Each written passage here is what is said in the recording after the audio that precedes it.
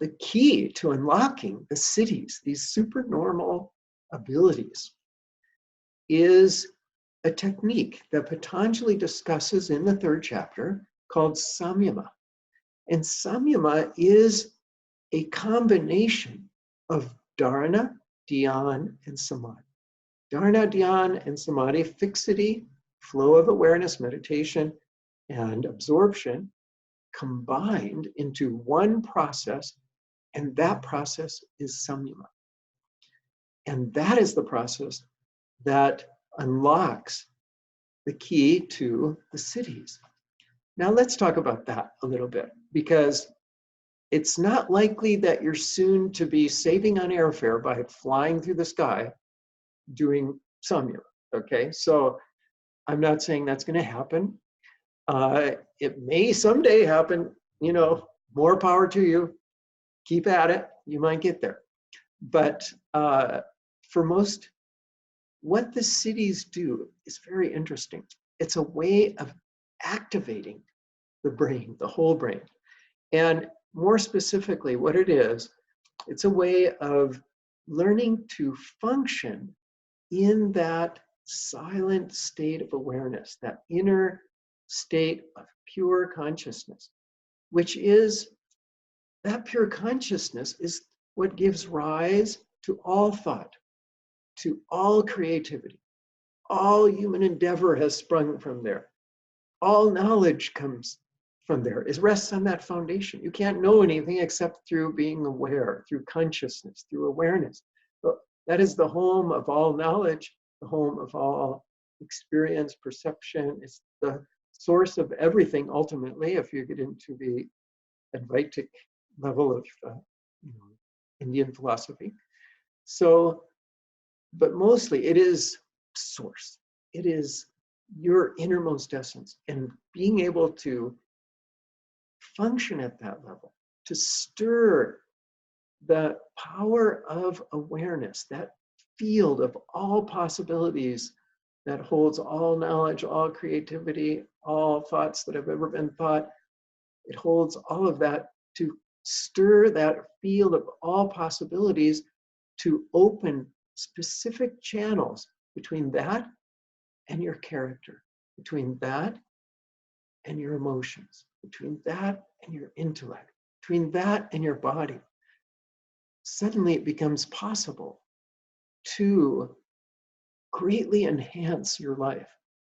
You can, let's say, for instance, you want to stir that field of all possibilities to manifesting loving kindness in your personality, to manifesting compassion in your personality, or empathetic joy. Then you can do that. You can manifest those character traits from the very source of your being, with that infinite power that is there within you, deep, deep within. So that is what the siddhis are about. So if you want to also, let's say with the intellect, with the mind, you want to open the channel between all possibilities in the mind, then you can start to know things past and future. You can start to know things at a great distance, that sort of thing. You may be aware, oh, I have a feeling about this person. And then they show up at the door, you know, that kind of thing. So enhanced intuition, very fine intuition, enhanced perception is another thing that can develop. So also, you want to establish channel, open that channel between all possibilities of your own consciousness and the body. Then knowing all the different facets of your body, sensing if there's any imbalance here or there, something that is maybe going awry, you can start to heal that with that field of all possibilities by putting your attention on that. So you can also develop strength and health by opening that channel between pure consciousness and the body. So whether or not you save on airfare, or whether you can become invisible or something like that, those are very granted. They stretch the limits of belief, but you can definitely begin to enhance your life and activate your brain and start to develop more of your potential through this practice of Samyama, which is very powerful.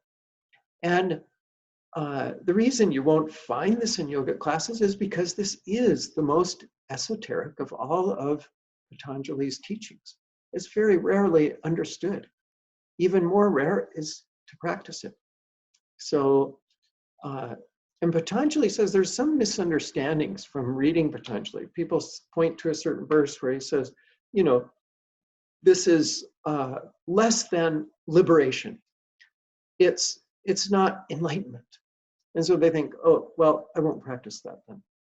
That's a total misunderstanding. He also says the practice of Samyama is more advanced. It's more intimate to the study or the realization of yoga meaning divine union, than anything that he's talked about prior in the book. So any of the 8 limbs of yoga, this is more intimate to the realization of the self than any of that. And granted, final liberation, absolute enlightenment, is even more advanced. We don't contest that. But it doesn't mean you shouldn't practice Samyama. In fact, Patanjali says this should be applied to the stages of practice. This should be applied. This knowledge, this technology of Samyama should be applied. So even today, in ancient times, this was understood. Centuries ago, you would find more yogis doing this. And those are the days that you would hear about these supernormal abilities. Even now and then you hear about some isolated yogi here or there that can do this or that. So he's unlocked that secret. So even today, there exists. But it shouldn't be limited to a few isolated yogis in the Himalayas or in wherever they might be found.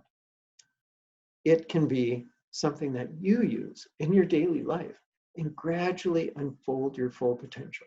So I invite you to please join me either on San Juan Island, March 19th to the 22nd of this year, or you can also attend the retreat via Zoom and get all the instruction right from the comfort of your home.